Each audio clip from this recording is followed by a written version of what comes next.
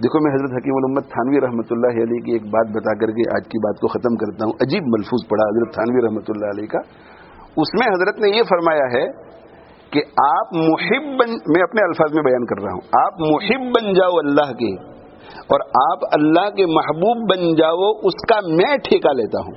یعنی حضرت فرماتے ہیں کہ 4 کام کر لو, اگر آپ 4 کام کر لیں گے تو میں ٹھیکہ لیتا ہوں کہ آپ اللہ کے محب بھی بن جاؤ گے, اللہ کے محبوب بھی بن جاؤ گے.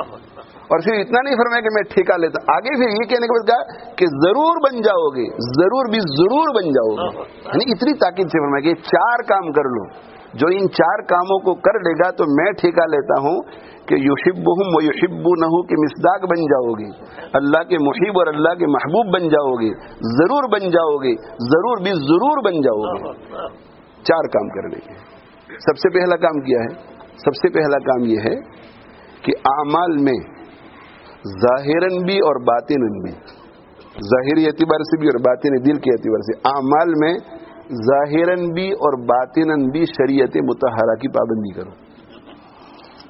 یہ پہلی بات ہے. یعنی آج سے یہی مجاہدہ ہے, یہی مجاہدہ ہے. حضرت تھانوی رحمۃ اللہ علیہ فرماتے ہیں کہ وہ ذرا سی بات جو خلاصہ ہے تصوف کا, وہ کیا ہے کہ نفس جب اللہ کی کسی فرما برداری میں سستی کرے تو نفس کو مجبور کرو اس فرما برداری پر, اور نفس جب کسی گناہ سے بچنے میں سستی کرے تو اسے مجبور کرو اس گناہ سے بچنے پر. بس یہ ہے, یہ ظاہراً باطناً, ظاہراً اور باطناً شریعت مطہرہ کی پابندی کرو. اندر کبر ہے تو کبر کو ہٹانے کی کوشش کرو, اندر باطن کے جتنے روگ ہیں ان سے بچنے کی کوشش کرو.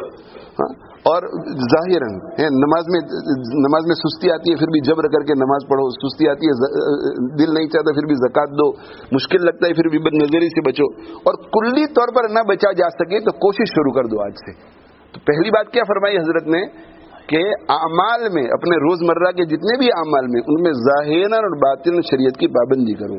گھر میں موت میت کے اوقات میں بھی رسوم رواج سے دور رہو, شریعت کی پابندی کرو. خوشی شادی کے موقع پر شریعت مطہرہ کی پابندی کرو. ایک بات یہ فرمائی.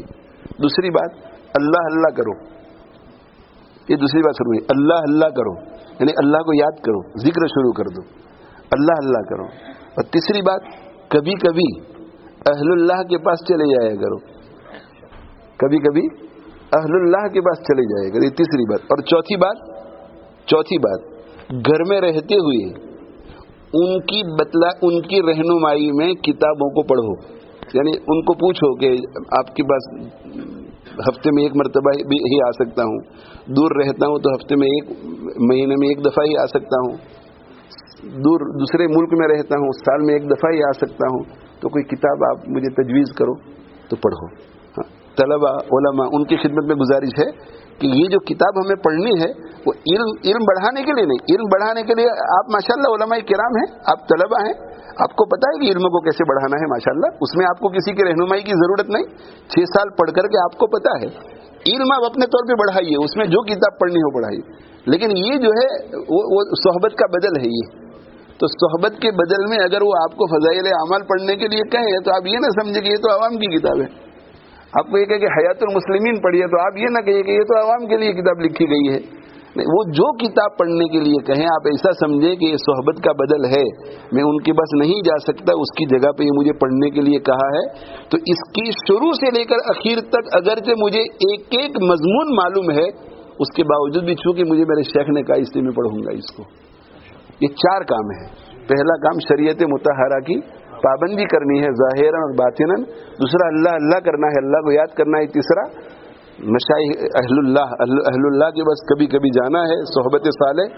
اور چوتھی بات کتاب, وہ جس کتاب کا مطالعہ کرنے کے لیے وہ کتاب کو پڑھا کرو. یہ 4 اگر کر لو گے تو حضرت فرماتے ہیں کہ میں ٹھیکہ لیتا ہوں, میں ٹھیکہ لیتا ہوں کہ میں ذمہ دار ہوتا ہوں. یہ ہمارا کانٹریکٹر, اسے ٹھیکیدار کہتے ہیں. کیوں؟ اس لیے کہ وہ جب ہمارے ساتھ ہم کانٹریکٹ سائن کرتے ہیں تو اس کا مطلب یہ ہے کہ اب اس عمارت کو بنانے کا ذمہ دار میں. یہ ہے ٹھیکہ, میں ٹھیکہ لیتا ہوں. یعنی یہ میری رسپانسبلٹی ہے, میری ذمہ داری ہے. میں ضمانت دیتا ہوں کہ وہ کیا ہو جائے گا, یحبونہم و یحبونہ کا مصداق بن جائے گا. یعنی اللہ کا محب بن جائے گا, اللہ کا محبوب بن جائے گا, ضرور بن جائے گا, ضرور بھی ضرور بن جائے گا.